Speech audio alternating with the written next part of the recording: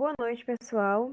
Vamos dar início à nossa aula de aplicações da derivada, falando sobre máximos e mínimos, tá? Bom, nós vamos iniciar com uma definição sobre crescimento e decrescimento de funções que a gente vê lá no pré-cálculo, bem antes do cálculo 1, tá? A definição diz o seguinte: uma função f é chamada crescente em um intervalo i se f de x1 seja menor ou igual que f de x2, sempre que x1 menor que x2 em i. É denominada decrescente em i se f de x1 for maior ou igual que f de x2, sempre que x1 menor que x2 em i.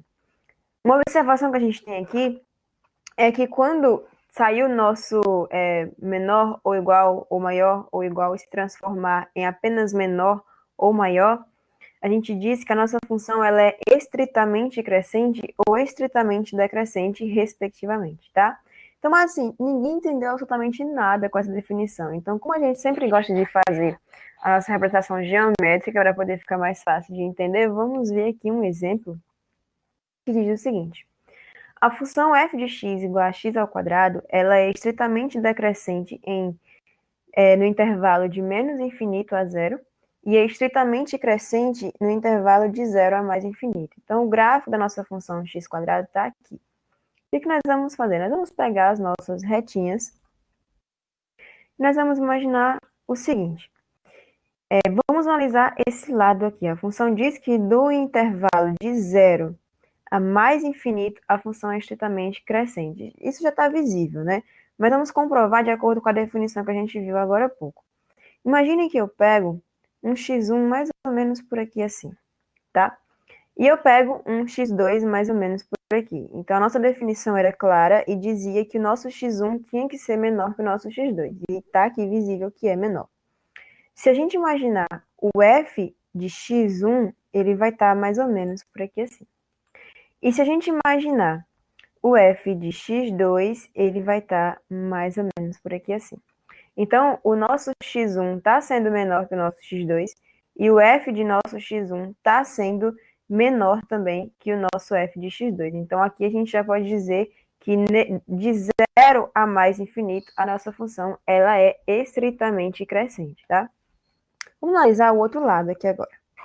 Lembra que a gente está trabalhando com o semi-eixo x negativo. Então, quanto mais para a esquerda aqui, menor vai ser o nosso x. Então, se eu pegar agora um x1 mais ou menos por aqui, e pegar um x2 mais ou menos por aqui, concordam comigo que esse x1 ele é menor que esse x2, certo? Se trata do semi-eixo negativo. O nosso f de x1 ele vai estar aqui em cima. E o nosso f de x2 vai estar bem aqui embaixo, tá? Vocês estão vendo comigo aqui que o nosso f de x1 está bem maior que o nosso f de x2, então isso já caracteriza uma situação em que a nossa função é estritamente decrescente no intervalo de menos infinito até o nosso zero, tá ok? Então vamos dar continuidade. Existe um teste para saber se a nossa função é crescente ou decrescente, que não precisa envolver necessariamente o nosso gráfico, tá? Diz o seguinte, envolve a nossa derivada. Se f' de x, nossa derivada de primeira ordem, for maior que zero em um intervalo, então f ela é estritamente crescente nele. Se a nossa derivada de primeira ordem for menor que zero nesse intervalo, então f é estritamente decrescente nele. Vamos aplicar essa definição fazendo um exemplo. Vamos encontrar os intervalos de crescimento e decrescimento da função fx igual a x ao cubo menos 2x ao quadrado mais x mais 2. Como é que vai ser feito isso? Primeiro de tudo, a gente fez aqui a nossa derivada de primeira ordem, tá? Que vai ficar o seguinte, 3x ao quadrado menos 4x mais 1. Quando a gente iguala isso a zero, a gente vai resolver por Bhaskara e nós vamos encontrar as raízes, sendo x igual a 1/3 ou x igual a 1, ok? E esse gráfico aqui que vocês estão vendo é o gráfico da nossa derivada de primeira ordem. A nossa função aqui, a nossa função que surgiu após derivar a nossa função original, é essa parábola aqui, que a gente consegue compreender que ela é positiva, aqui é de menos infinito a 1/3, porque a nossa parábola está acima do eixo x, está no semi-eixo positivo de y, tá? Ela é negativa entre 1/3 e 1, porque ela está aqui, ó, nesse meio, abaixo do eixo x, e ela é positiva de 1 a mais infinito. Então, a partir daqui, a gente já pode concluir o seguinte: a nossa função é decrescente em 1/3 e 1, e a nossa função é estritamente crescente em menos infinito a 1/3, união com 1 mais infinito, ok? Bom, aqui nós temos mais uma definição. Seja f uma função real, um ponto C pertencente ao intervalo, pertencente aos reais também, é um ponto crítico para a função f se, somente se, a derivada nesse ponto C for igual a zero. Então, se eu analisar a derivada em um ponto, essa derivada dá igual a zero, a gente chama esse ponto de ponto crítico da função, tá? Isso vai ter uma utilidade para a gente daqui a pouco. Nós vamos estudar agora o teste da primeira derivada. E aqui diz o seguinte: suponha C um ponto crítico de uma função contínua f, ou seja, a derivada desse ponto C é igual a zero. Então, se o sinal da nossa derivada mudar de positivo para negativo em C, f tem um máximo local em C. Se o sinal de f' mudar de negativo para positivo em C, f tem um mínimo local em C. E se f' não mudar de sinal em C, então f não tem máximo ou mínimo nesse número. Andressa, o que você está querendo dizer com isso? Quando a gente vai analisar quais são os pontos de máximo ou de mínimo de uma função, a gente primeiro encontra os pontos críticos dessa função. Encontramos os pontos críticos dessa função, onde a derivada é zero, então a partir daí a gente vai estudar esses pontos para ver se vai se tratar de um ponto máximo ou um ponto de mínimo, tá? Vamos fazer um exemplo aqui, que é para encontrar os pontos de máximo e mínimo da função fx igual a x ao cubo menos 2x ao quadrado mais x mais 2. Qual a primeira coisa que a gente tem que fazer? É encontrar os pontos críticos.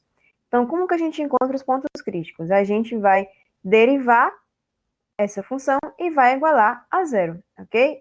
Feito isso, nós vamos encontrar os nossos pontos críticos como sendo 1/3 e 1, resolvido por Bhaskara, ok?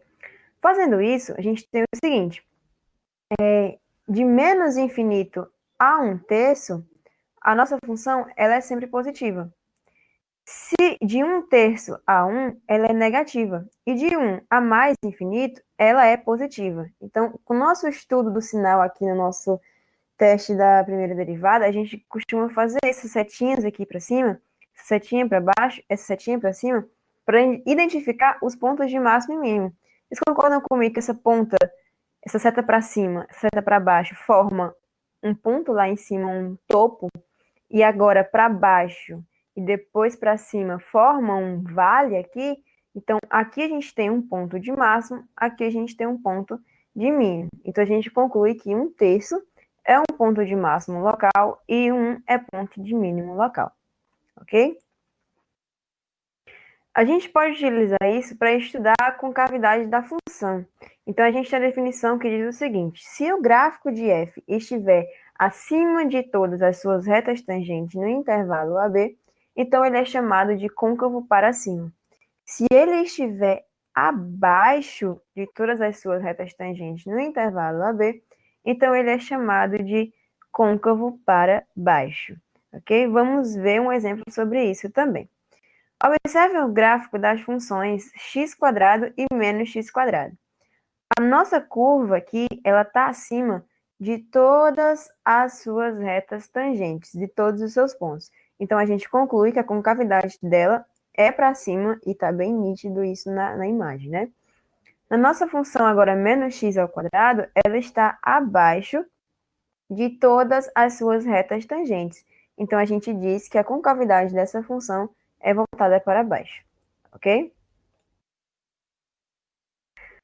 Existe uma maneira de a gente testar essa concavidade não utilizando o gráfico. Já imaginaram fazer as retas tangentes de todos os pontos de uma função para poder ver se ela está abaixo de todas as suas retas tangentes ou se está acima? Não é nem possível isso. Então, a derivada está do nosso lado mais uma vez. Se a gente fizer a derivada de segunda ordem, então f duas linhas de x, e for maior que zero para todo x pertencente a AB, então f é côncavo para cima em AB. Se a derivada de segunda ordem da nossa função for menor que zero para todo x pertencente a B, então f é côncavo para baixo em AB. Ok? Vamos fazer um exemplo que a gente vai entender. Nosso exemplo 5, perdão. No nosso exemplo 5, é para a gente estudar a concavidade da função fx igual a exponencial de menos x quadrado sobre 2. O que a gente precisa fazer? A gente precisa calcular a segunda derivada dela para poder chegar ao teste da nossa concavidade, certo? Então, a gente deriva uma vez essa função e nós vamos encontrar menos x vezes exponencial de menos x ao quadrado sobre 2. Derivando uma segunda vez, nós vamos encontrar x ao quadrado menos 1 vezes exponencial de menos x ao quadrado sobre 2. Então, observem o seguinte. O nosso exponencial de menos x ao quadrado sobre 2 aqui é uma função que vai ser sempre positiva, porque o nosso exponencial ele é maior que zero. Então, quem vai determinar se a nossa função vai ser positiva ou negativa vai ser a nossa x ao quadrado menos 1 aqui. Nós vamos chamar essa função x quadrado menos 1 aqui de g... Opa, saiu errado. Nós vamos chamar de g de x, tá? Só para facilitar. Estudando essa função g de x, que é a nossa x ao quadrado menos 1, nós vamos poder concluir algo sobre a nossa derivada segunda da nossa função fx, tá? Então, a nossa g de x está aqui, ela é x quadrado menos 1, e nós vamos igualar a zero. Quando a gente iguala a zero, a gente encontra x igual a mais ou menos 1. O que a gente pode fazer com isso? Aqui está o gráfico da nossa g de x, tá? A partir dela, a gente identifica o seguinte, que todo x, aliás, a nossa função, ela é positiva aqui desse lado, ou seja, de menos infinito a menos 1. A nossa função, ela é negativa aqui de menos 1 a 1, e ela é positiva novamente de 1 a mais infinito. A partir da nossa g de x, a gente pode fazer isso agora, carregar essa informação para a nossa derivada segunda da nossa função fx. Então, f duas linhas de x, ela é maior que zero se x pertencer a menos infinito a menos 1, união com 1 mais 1 a mais infinito, e f duas linhas de x vai ser menor que zero se x pertencer a menos 1 a 1, tá? Então, do teste da concavidade, nossa senhora, perdão, f tem concavidade para cima em menos infinito, menos 1, união com 1 mais infinito, e concavidade para baixo em menos 1 e 1, ok? A partir da concavidade, nós temos uma definição que é o nosso ponto de inflexão. Existe a definição que diz o seguinte: P é um ponto de inflexão de f se nele f é contínua e seu gráfico muda de concavidade. Então, a minha função está vindo, por exemplo, decrescente até certo ponto, e quando chega nesse ponto, ela para de decrescer e passa a crescer. Então, esse ponto é um ponto de inflexão. Um exemplo que a gente traz aqui é que a nossa função f de x exponencial de menos x ao quadrado sobre 2, que nós vimos no exemplo anterior, tem pontos de inflexão em menos 1 e 1. Vocês vão poder observar, mas a gente vai mostrar como é que acha esses pontos de inflexão e vocês vão compreender, tá? O nosso teste da segunda derivada, ele diz o seguinte: suponha que f duas linhas seja contínua nas proximidades de C, onde C é um ponto crítico de f. Então, f duas linhas de C maior que zero significa que f tem um mínimo local em C. E f duas linhas de C menor que zero, então f tem um máximo local em C. Então, André, você não entendi absolutamente nada. Tem gente que não é compatível, não se dá com o teste da primeira derivada, aquele estudo do sinal e tudo mais. Eu, particularmente, acho muito mais simples calcular pela segunda derivada, sempre que possível, tá? Então, o que acontece? A gente vai encontrar os pontos críticos como? faz a primeira derivada, igual até zero, encontramos os pontos críticos. Encontrados os pontos críticos, nós vamos calcular a segunda derivada, e nós vamos calcular a segunda derivada em cada um dos pontos críticos. Se a segunda derivada naquele ponto der maior que zero, então significa que aquele ponto crítico é um ponto de mínimo local. Se der menor que zero, então significa que aquele nosso ponto crítico é um ponto de máximo local. Vamos fazer um exemplo aqui que vocês vão compreender. Então, nós vamos encontrar os pontos de máximo e mínimo da função f de x igual a x ao cubo menos 2x ao quadrado mais x mais 2. A gente fez essa questão agora há pouco, só que em vez de fazer pelo teste da primeira derivada, nós vamos fazer pelo teste da segunda derivada e vocês vão ver que dá exatamente a mesma coisa, tá? Como é que nós vamos fazer? A gente calculou aqui a primeira derivada, igualou a zero, e encontramos aqui os pontos críticos, que a gente já sabia que eram esses, 1/3 e 1, tá? Feito isso, a gente calcula a segunda derivada. Deu 6x menos 4. Então, nós vamos agora ver, aplicar o ponto nessa segunda derivada. Então, f duas linhas de 1/3 vai ser igual a menos 2, que é menor que zero. Se ele é menor que zero, então significa que 1/3 é um ponto de máximo. F duas linhas de 1 deu 2 positivo, então é maior que zero. Se é maior que zero, significa que 1 é um ponto de mínimo local. Então, a gente conclui que 1/3 é um ponto de máximo local e 1 é ponto de mínimo local. Mas isso a gente já sabia, porque a gente já tinha feito esse exemplo anteriormente, né? Mas agora fizemos pelo teste de segunda derivada e vimos que dá exatamente a mesma coisa. Bom, utilizando máximos e mínimos, pontos de inflexão, concavidade, pontos críticos, a gente agora vai utilizar todas essas informações para a construção do gráfico. Ah, mas Andressa, gráfico é muito simples. Eu sei que uma função de primeiro grau é uma função linear, então eu passo uma reta lá. Eu sei que uma função de segundo grau é uma parábola, então eu passo uma parábola lá. Tá, mas e se for uma função de um grau maior ou uma função totalmente misturada que vocês não sabem como é o gráfico, assim, de primeira, de cara? Até mesmo, não tem como. Existem várias funções que a gente consegue pegar um ponto aqui, um ponto ali, fazer ali a imagem e consegue ligar esses pontos e saber como que funciona. Mas tem função que não. Então, a derivada, ela ajuda a gente nisso, porque a gente vai ter 7 passos utilizando essas informações que a gente aprendeu até agora, de modo que nós vamos chegar ao gráfico ali o mais exato possível, utilizando essas ferramentas, tá? Então, o primeiro passo para a gente construir o gráfico é identificar o domínio da nossa função. Saber com qual domínio a gente vai trabalhar. Depois, nós vamos determinar a interseção com os eixos coordenados, ou seja, as nossas raízes e os pontos em Y, onde a nossa curva toca o eixo Y.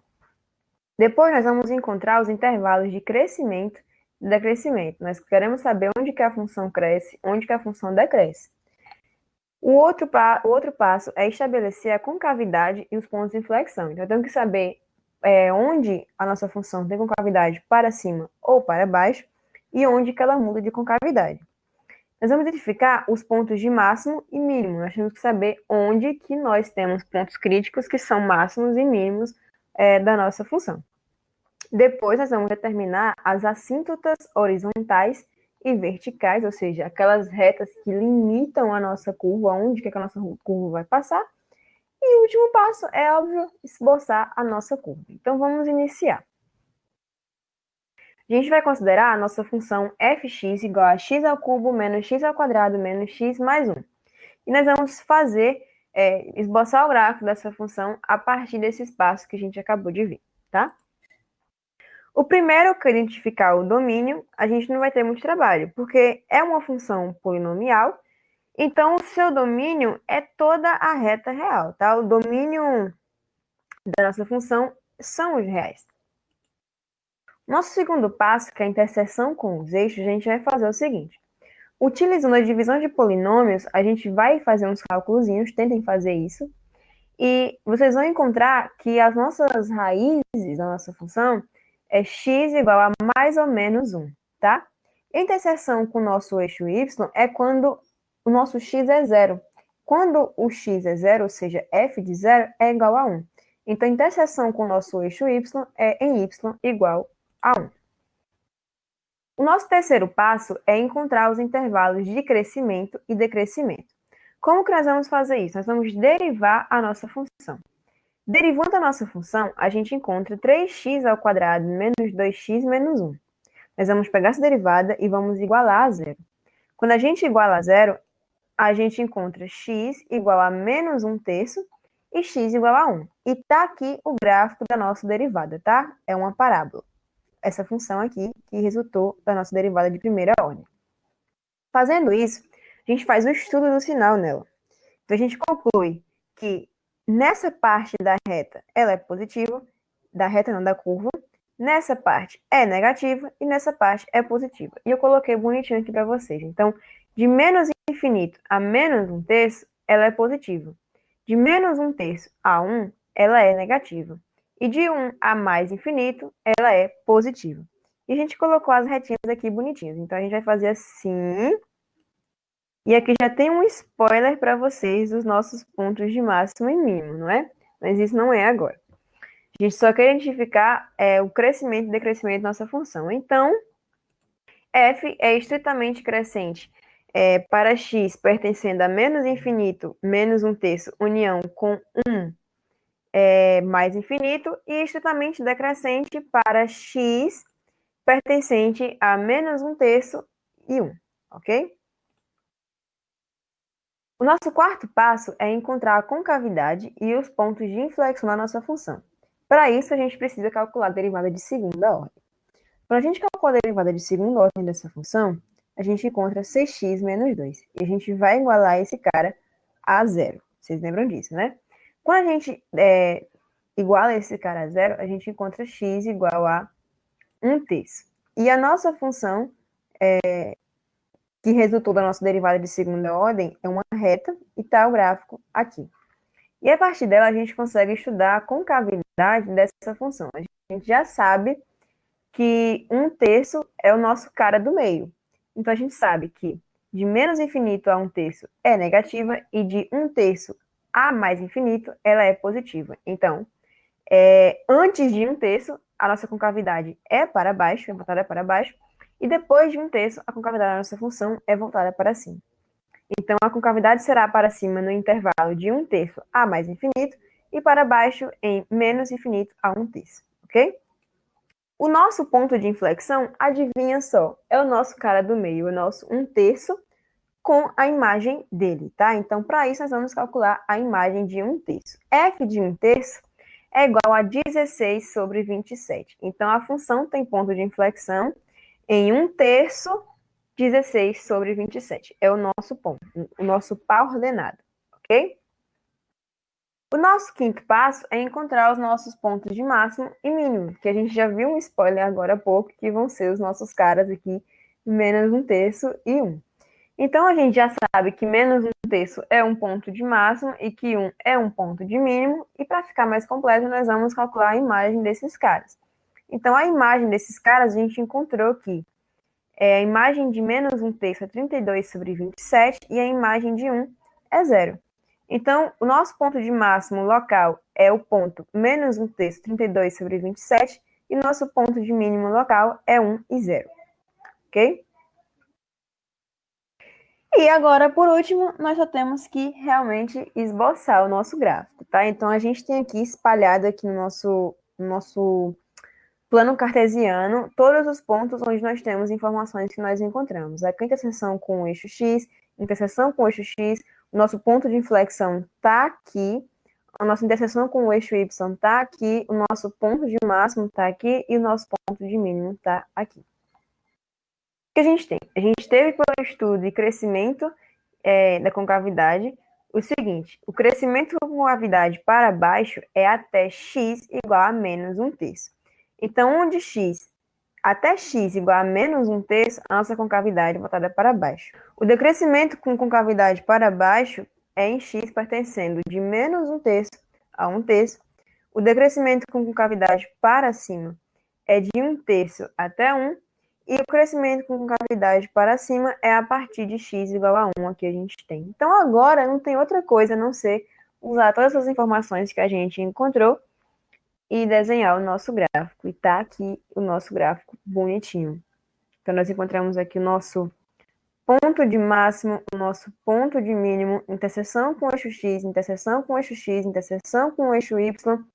Nosso ponto de inflexão, ó, a função vem decrescendo e a partir daqui ela começa a crescer, tá? Então, é isso. E nós finalizamos a aula de hoje e até a próxima aula.